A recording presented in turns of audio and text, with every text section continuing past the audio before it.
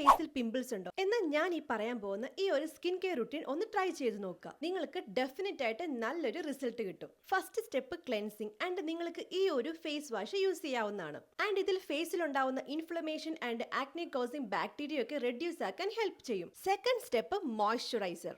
നിങ്ങളുടെ dry skin ആണെങ്കിൽ നിങ്ങൾക്ക് ഈ ഒരു സെറ്റാഫിലിന്റെ മോയ്സ്ചറൈസർ യൂസ് ചെയ്യാവുന്നതാണ്. ആൻഡ് നിങ്ങളുടെ ഒരു മൈൽഡ് ഡ്രൈ സ്കിൻ ആണെങ്കിൽ you can try this aqua soft cream. And നിങ്ങളുടെ ഒരു combination to oily skin type ആണെങ്കിൽ നിങ്ങൾക്ക് ഈ ഒരു acne moist moisturiser cream use ചെയ്യാവുന്നതാണ്. ആൻഡ് നിങ്ങളുടെ സ്കിൻ വന്നിട്ട് ഭയങ്കരമായിട്ട് ഓയിലി ആണെങ്കിൽ നിങ്ങൾക്ക് ഈ ഒരു സെബാമെഡ് ബ്രാൻഡിന്റെ ഫേസ് കെയർ ജെൽ യൂസ് ചെയ്യാവുന്നതാണ്. തേർഡ് സ്റ്റെപ്പ് വന്നിട്ട് സൺസ്ക്രീൻ. നിങ്ങളുടെ ഒരു ഓയിലി സ്കിൻ ആണെങ്കിൽ നിങ്ങൾക്ക് ഈ ഒരു ആക്നെ UV സൺസ്ക്രീൻ ഓർ റീക്വൽ ബ്രാൻഡിന്റെ ഈ ഒരു സൺസ്ക്രീൻ യൂസ് ചെയ്യാവുന്നതാണ്. ആൻഡ് നിങ്ങളുടെ ഒരു ഡ്രൈ സ്കിൻ ആണെങ്കിൽ നിങ്ങൾക്ക് ഈ ഒരു ഡോക്ടർ ഷെത്ത് ബ്രാൻഡിന്റെ ceramide and vitamin C sunscreen use ചെയ്യാവുന്നതാണ്. Follow this simple 3 skin care routine for 3 months. നിങ്ങൾക്ക്